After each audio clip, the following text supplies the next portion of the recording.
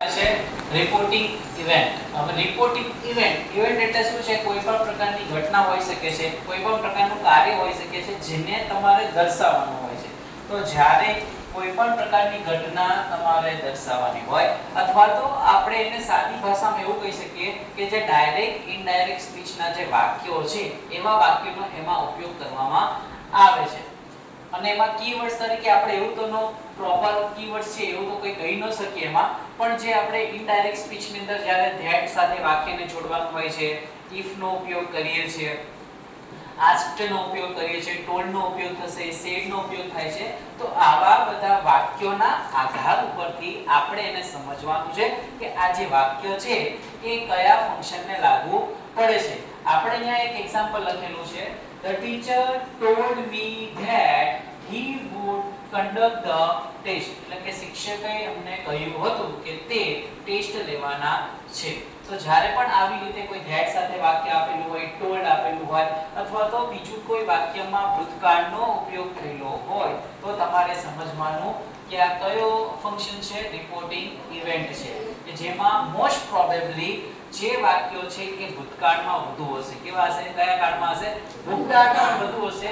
અને તમને ન ખબર પડે તો જોઈ લેવાનું કે વાક્યને વચ્ચે જોડેલું છે, ધેટ થી જોડેલું હોય, if થી જોડેલું હોય, whether થી જોડેલું હોય. તો આવી રીતે જ્યારે કોઈ વાક્યને જોડાણ કરેલું હોય તો સમજી લેવાનું કે રિપોર્ટિંગ ઇવેન્ટ છે. અને જ્યારે આપણે ડાયરેક્ટ ઇનડાયરેક્ટ શીખીશું એટલે એમાં તમને વધારે ખ્યાલ આવશે કે કેવા પ્રકારના વાક્યો એમાં ઉપયોગમાં લેવામાં આવે છે.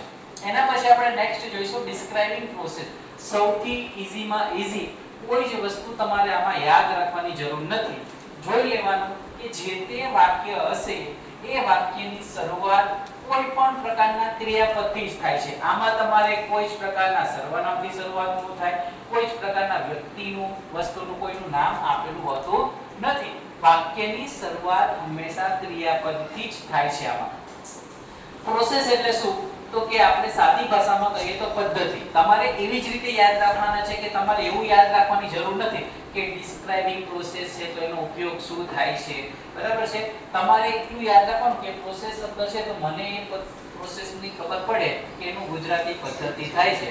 પદ્ધતિ આપણે કોઈ પણ પ્રકારની કહીએ કે વર્ગરૂમ, ક્લાસરૂમની અંદર આવ્યા કે વિદ્યાર્થીઓ ઊભા થાઓ, બુક ખોલો, પેજ નંબર 85 ઓપન કરો. આ બધું એક પ્રકારની શું બતાવે છે? પદ્ધતિ બતાવે છે. અથવા તો આવા તમને કોઈ સૂચનો દેખાતા હોય તો એ પ્રકારના વાક્યો તમારા કેવા કહેવાશે? ડિસ્ક્રાઇબિંગ પ્રોસેસ કહેવાશે.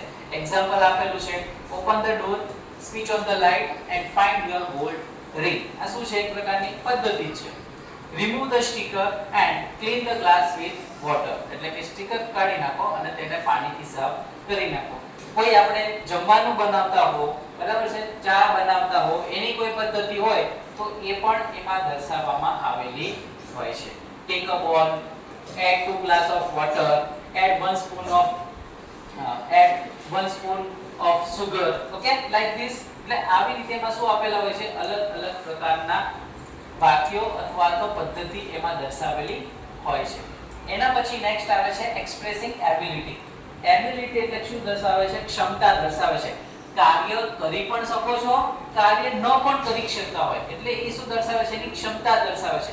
કોઈ પણ વ્યક્તિ કોઈ પ્રકારના કાર્ય કરી શકતે હોય એની ક્ષમતા દર્શાવે, અથવા તો કાર્ય ન પણ કરી શકતા હોય અને એના માટે આપણે કયા કીવર્ડ્સનો ઉપયોગ કરીએ છીએ? કેન અથવા કુડ. કેન શામાં યુઝ થાય? વર્તમાન કાળના કોઈ પણ વાક્યો હશે એમાં કેન નો ઉપયોગ થશે અને ભૂતકાળમાં કોઈ ક્રિયા તમને કરવાની ક્ષમતા દર્શાવતા હો તો એના માટે શું આવશે? કુડ નો ઉપયોગ થશે. એક્ઝામ્પલ આપેલા છે એટલે આપણને ખ્યાલ આવશે. she can speak english well. તે અંગ્રેજી સારું બોલી શકે છે. બરાબર? તો એની શું છે? ક્ષમતા દર્શાવે છે. a small boy cannot run fast. એટલે કે નાનું બાળક ઝડપથી દોડી શકતો નથી. એની ક્ષમતા દર્શાવે છે કે ન દોડી શકવાનું. એટલે આપણે અહીંયા શું ઉપયોગ કર્યું છે? cannot. એટલે તમારે એવું નહીં સમજવાનું કે માત્ર can અને could આપેલું હોય તો જ એ એબિલિટી કહેવાય. પણ જેમાં અમુકમાં can not પણ આપેલું હોય, can't પણ આપેલું હોય, couldn't પણ આપેલું હોય એટલે કે ટૂંકા રૂપમાં પણ લખેલું હોઈ શકે છે. નેક્સ્ટ આપણે જોઈએ he could play guitar nicely. એટલે કે તે ગિટાર સારું વગાડી શકતો હતો. બરાબર છે? અહીંયા could થઈ ગયું એટલે શું થઈ ગયું? ભૂતકાળ થઈ ગયું. can નું ભૂતકાળ શું થાય? could થાય. So expressing ability શું દર્શાવવા માટે? કોઈ પણ વ્યક્તિની ક્ષમતા દર્શાવવા માટે કયા કીવર્ડ્સનો ઉપયોગ થાય? કેન અથવા તો કુડ નો ઉપયોગ થાય. એના પછી આવે છે આસ્કિંગ અબાઉટ નંબર અથવા તો ક્વોન્ટિટી. નંબર અને ક્વોન્ટિટી એટલે શું છે? કોઈ પ્રકારનો જથ્થો દર્શાવવાનો છે અથવા તો વસ્તુ કેટલી છે એ દર્શાવવા માટે આપણે આ ફંક્શનનો ઉપયોગ કરવામાં આવે છે. જેમાં હાઉ મેની અને હાઉ મચ જે પ્રશ્ન પૂછવા માટે પણ ઉપયોગમાં લઈ શકાય છે કે how many students are there in your class, how much water is there in the jug. So example આપેલા છે. પછી બીજું, તમને આનાથી ખાલી પ્રશ્ન ન પણ પૂછેલો હોય તો એવું પણ તમે જવાબમાં આપી શકો છો કે લિટલ હોઈ શકે છે, અ લિટલ હોઈ શકે છે, ફ્યુ છે, અ ફ્યુ છે અને સમ છે. ફ્યુ, અ ફ્યુ અને સમ છે કેવા છે? ગણી શકાય તેવું છે. જ્યારે લિટલ અને અ લિટલ છે એ આપણે ગણી શકાતું નથી. સમ એટલે આપણે એવું કહી શકીએ છીએ કે થોડું કહી શકીએ છીએ પણ કોઈ એમાં ચોક્કસ નંબર હોતો નથી.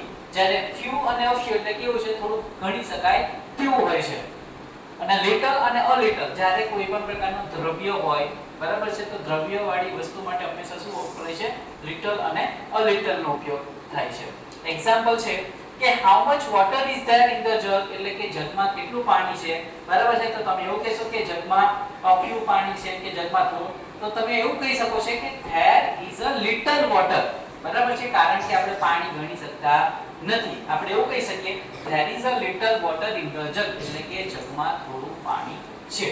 પછી I will have a few books of English stories એટલે કે મારા પાસે અંગ્રેજી વાર્તાઓના થોડા પુસ્તકો છે. a few, બરાબર છે, એટલે કે કેવું? થોડા. એ પછી 5 પણ હોઈ શકે છે, 10 પણ હોઈ શકે છે, 3 પણ હોઈ શકે છે. પછી છે there are around 30 students in the class એટલે કે વર્ગમાં કુલ 30 જેટલા વિદ્યાર્થીઓ છે. કે જે તમે શું કરી શકો છો? આપણે અહીંયા શું કીધું છે? asking about number અને ક્વોન્ટિટી. આપણે આ બે શબ્દને પકડવાના કે નંબર એટલે શું? કે જેમાં આપણે કોઈ વસ્તુને આપણે ગણી શકીશું, અને ક્વોન્ટિટી એટલે શું દર્શાવે છે? જથ્થો દર્શાવે છે. થોડો જથ્થો હોઈ શકે છે, વધુ જથ્થો હોઈ શકે છે. એ શું દર્શાવે છે? જથ્થો.